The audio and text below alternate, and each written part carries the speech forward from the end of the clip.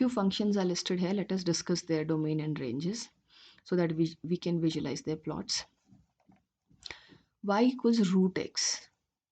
If I discuss its domain, x here cannot take negative values because the square root of negative numbers is undefined.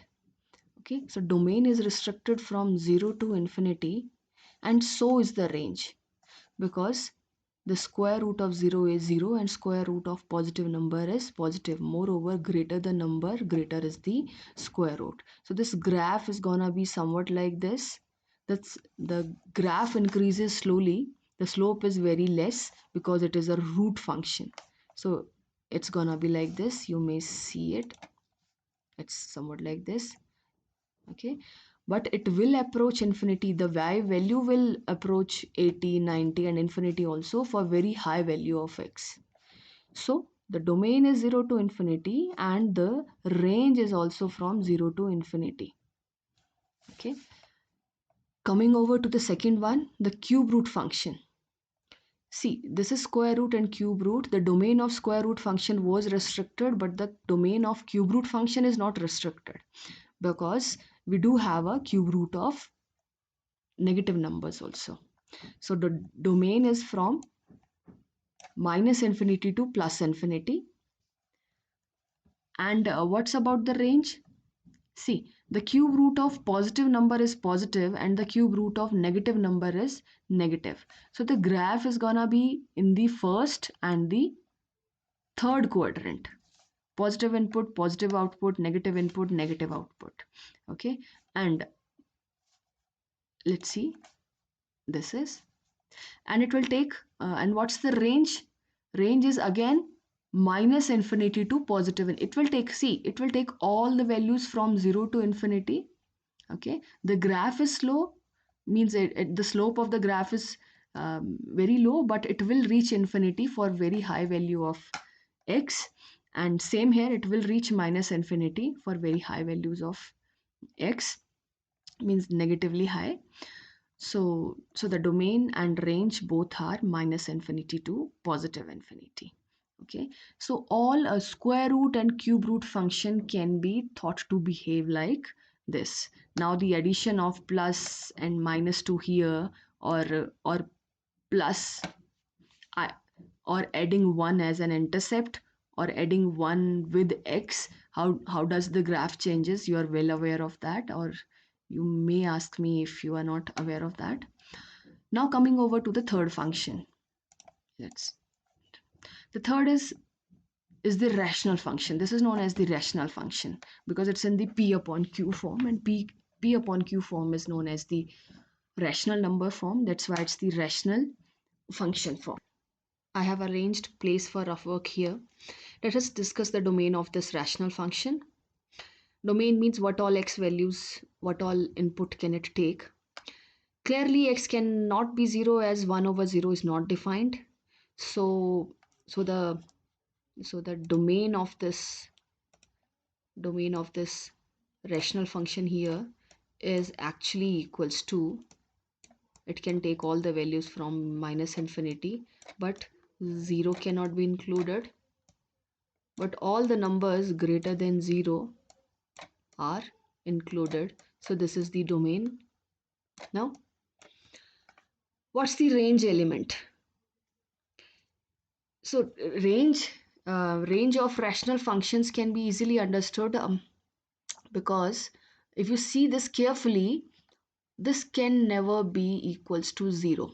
P upon Q, any rational number can be 0 only if the numerator is 0. So this can never be equals to 0. No.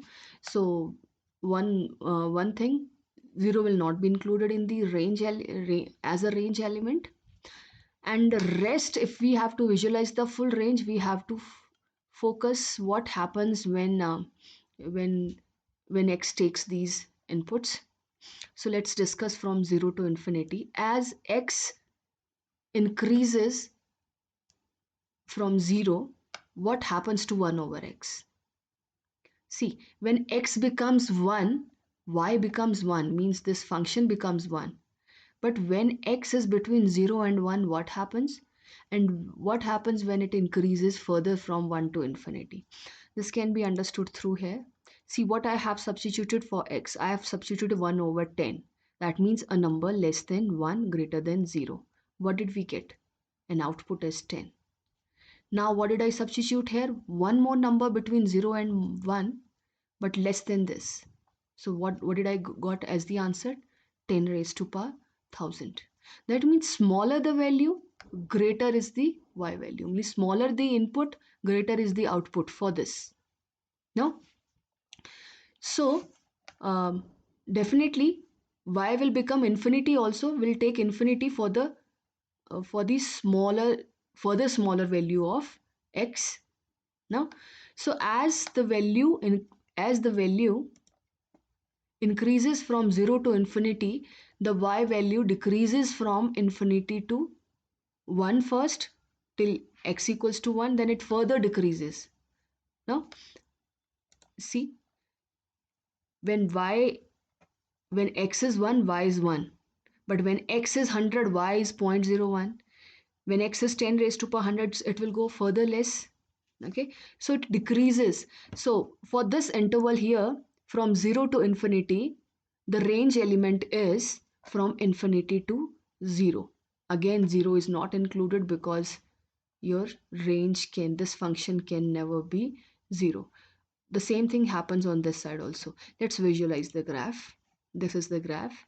As x increases from 0 to infinity, y decreases from infinity to 0, and it will never become 0, and it will never become infinity. Same thing happens here. As x decreases from 0 to minus infinity, your y value here increases from 0 to minus infinity, or you may say decreases, whatever. And that is how it should happen. With the increase in x, y should decrease, and with the decrease in x, y should increase. Okay, because they are inversely proportional. No? So this is what happens. So what is the range? So range here, so range element here is the same. It will never become 0. It's taking all the values. You can see all the values. It's tending to 0, but will never become 0. No? So range is this. On the similar patterns, we can visualize this.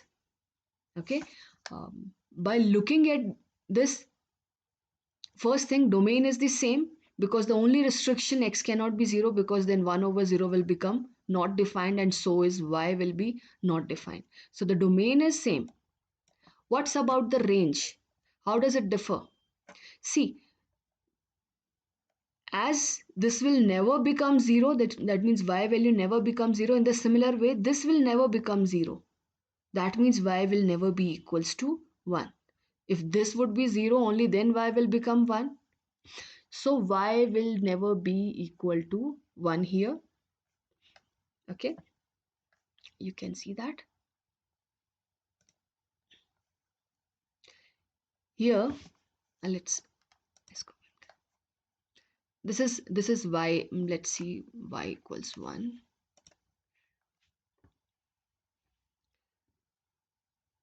Y plus 0x. This is how we write the equation in two variables. But what is this? This is y equals 1. Okay, so here for this graph, on the input 0 to infinity, okay, it decreases from infinity, but it never becomes 1.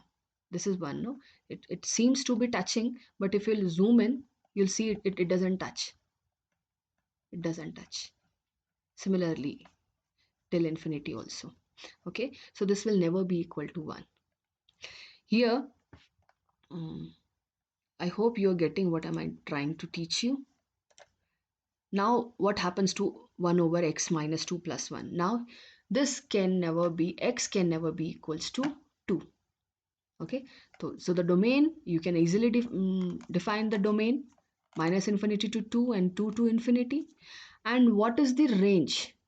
Okay, see, the range is this will never be equals to, as this can never be equals to 0, this full, all rational functions, if their denominators are constant, they can never be 0. That means this can never be 1. Again, what is the range of this? Similar to this. It can never be equal to 1. Let's see. And I'm just highlighting this also. It will never be equal to 1. Here, in domain element, you will not have minus 15. And in range element, you will never have minus 3, because x plus 15 will never be equals to 0. Okay, I'm just eliminating these. Let's have this and y equals minus 3. It will never be gonna equal to y equals minus 3. Now let's see. This is y equals to minus 3. Now this is y equals minus 3, and x input values, x can never be equals to minus 15.